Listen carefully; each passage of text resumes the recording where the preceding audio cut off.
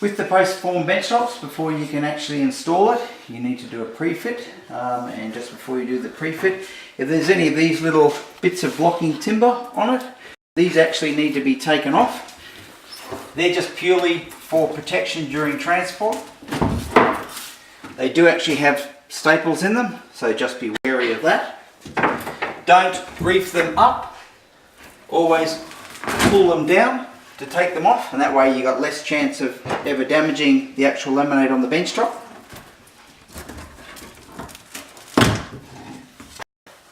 With the bench top, it's hard up against the wall that's over there, and it's got a square laminated end on this side here, and you can see here that I'm about 3 or 4 millimeters that I need to take out of this actual bench top to get it to slide into this wall.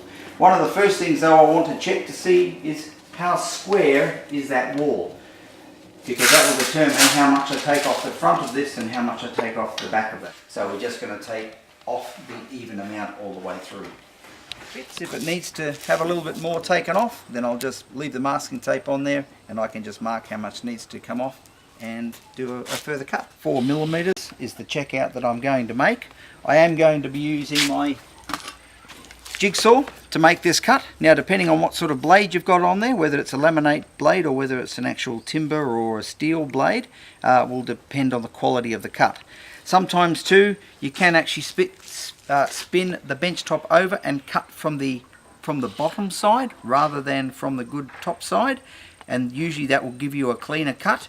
Going in between the bench top and the wall is actually tiles, so I don't have to be 100% accurate with it, because I've got nearly about 4 to 5 millimeters worth of tiles that are going to cut it. But however, in saying so, I won't be rushing this job. I will be taking it careful, and also too, as a bit of protection and so I can see where I'm going, I put some masking tape down there, put some masking tape on the other side here as well, just so as the bench top sliding along, if there is any grit that gets caught between the bench top and between the jigsaw and the bench top, it's not going to scratch the bench top. I normally do my cut in the bench top first rather than cutting along this way, because the last thing I want to do is to chip out the laminate on the other side. So I always do this cut first, and then I come along and cut the other side off. Okay, so we just check to see if it fits. We need to slide it in the same sort of on each side, because it is a fairly tight fit. So over there, it's sitting nice and neatly to the edge of the wall, and it's also a beautiful cut along, and the tiles will have no problems at all in cutting that. So the long length of the bench top is fitted now. Now we need to go and check what we need to do with the shorter side of the bench top to see whether or not we need to take any off and how much we do need to take off. We can also check the corners inside here. What we're looking at doing is making sure that there's not too much of a gap, that when the tiles go on the back of the wall that they're not going to cover it. So looking at all of this, that all looks good. Alright, so this is the smallest section of bench top. First of all, we're going to test to see whether or not it actually fits inside there, depending on how accurate the walls are and whether or not you've actually added any oversize for the bench top. Don't force the bench top down. If it's nice and close, just sit it in. That's good. I've got about a 2 millimeter gap on here, but what will actually happen is that this long length of bench top will come to me about 2 millimeters, which is going to close up that gap. So I actually don't have to do any trimming of this bench top at all. Sometimes it's not a bad idea to maybe leave an extra 5 or 10 millimeters, especially if you've got an old brick home or a much older home that the walls are really bad. In this case here, this house is not too old, so the walls are pretty good. And then that way then you may need to trim a little bit off the back here before you screw it to the back of the, before you screw it onto the cupboards. So we've done a dry run here. Whatever you do, when you do get the pieces together, don't just reef them out. The last thing you want to do is to catch a little bit of the laminate on there and chip the other side of the bench top. So always try to make sure you've just got a fraction, a little bit of room, and then carefully remove the bench top out. Now this bench top here, it does have a plastic protective seal on it, so all I'm going to do is wind that, because what we want to do is to have a nice beautiful finish on here when we join up to the other bench top, that it's going to join up spot on. So with the bench top itself, it does have these routed out toggle bolts inside there.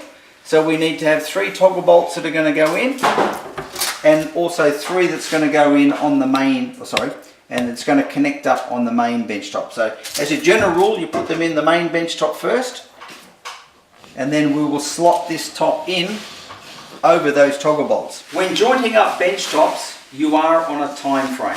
You don't have all the time in the world to get it finished, so the key to a good bench top finish is to make sure that you've got everything that you need set out, ready to go. So this here is my PVA glue. I've got my clear silicone over here ready to go. I've got my 3 toggle bolts, and I've also double checked that my spanner actually fits the toggle bolts. The last thing you want to do is get underneath there and find you don't have the right sort of spanner to do it. I find the best way of doing it, everyone does it slightly different. I tend to find the best way of doing it is to actually put a run of glue along the bottom section of the bench top. The PVA glue is actually going to glue it and hold it in place.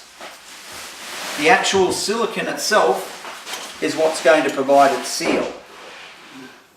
So along the top section here, I actually run a bead of clear silicone. The actual PVA glue itself is not going to seal the bench top. It's just going to glue it and hold it into position, whereas the silicone is actually going to be providing its seal. So make sure that you put a nice even cover all the way along the top, and also where the front of the bench top is, to make sure that you've got it around the front of the bench top also. You can just with your finger just massage it in a little bit.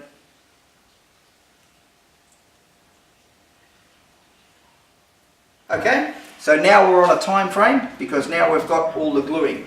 What is going to glue probably the quickest will actually be your PVA glue as opposed to your silicone.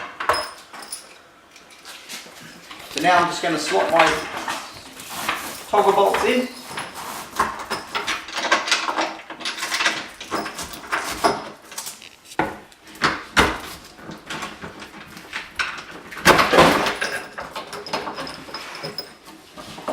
Okay, 1 in, 2, and 3. Okay, so when putting your bench top on, it's a good idea to put it in on an angle. See how I'm angling up? And then I slide it down like that. Okay.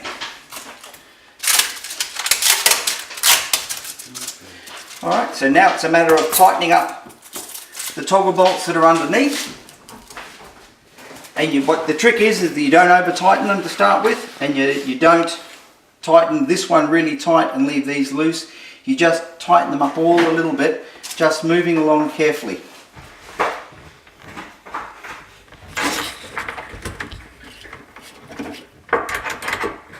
So the first one is just really just to get the toggle bolt so it doesn't fall back down, and just tightened up a little bit, that's all, not too much.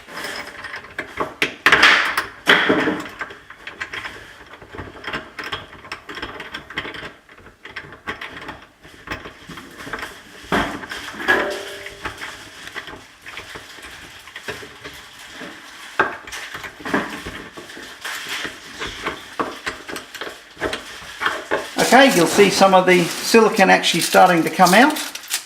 So what you can do is just physically wipe that off.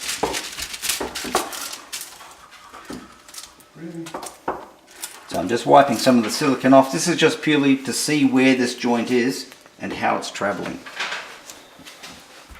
You'll notice here that the back of the joint is sitting up and this front here is sitting down. You can then start to tap them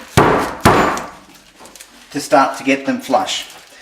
Usually the most crucial one to get correct is this front one. So you tend to work at the front, closing up, and then the back then closes up to suit.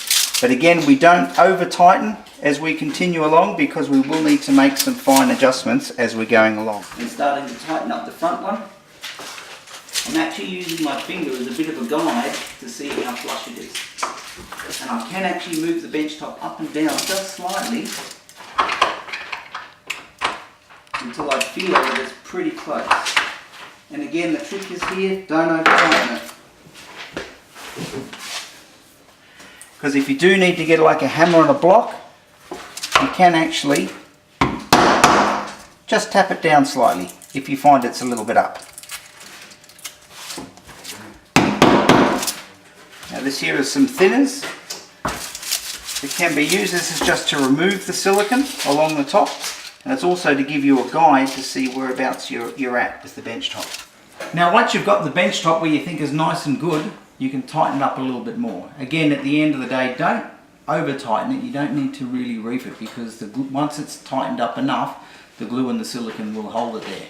And realistically, once it's actually all glued up, you could take out the bolts. You don't actually really need them anymore. So the bolts are really only there to hold them in, but you don't want to get the bolts too tight that they're actually going to force the laminate to do that and to bow up. So you just want to have them nice and flat. So while the bench top joint is actually gluing up, I don't recommend actually screwing down the top as yet.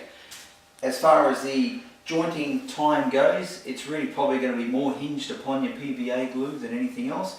Generally speaking, your PVA glue is going to start to set sort of within about 15 to 20, 25 minutes. So if you do have your joint done, just let it sit there, don't muck around with it, let it set. Once it's actually set, then you can actually screw from underneath the cabinets and screw your bench top down. So to get a nice tight fit inside there, a nice easy way is inside the fridge cupboard here. The fridge is going to go, so we can actually measure up to the center line of our bench top, so 885, and then just physically mark that on our panel.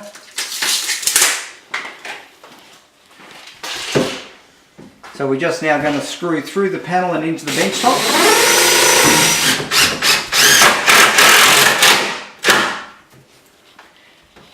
And this pulls the bench top nice and tight to the panel. In the cabinets themselves with OzFlatPacks, you've actually got these TZ20 clips. They're just some white clips, and what they're designed to is to actually put a screw in there and screw your bench top down. So it's a very quick and easy way to actually fix your bench top to your cupboards. And I'm not too sure whether or not any other cabinet makers actually do this. There are also TZ20 clips. If the rail is on its vertical like this, there'll be some TZ20 clips at the back of this. And if the rail is actually on its flat, you can just simply screw through the rail and into the bench top.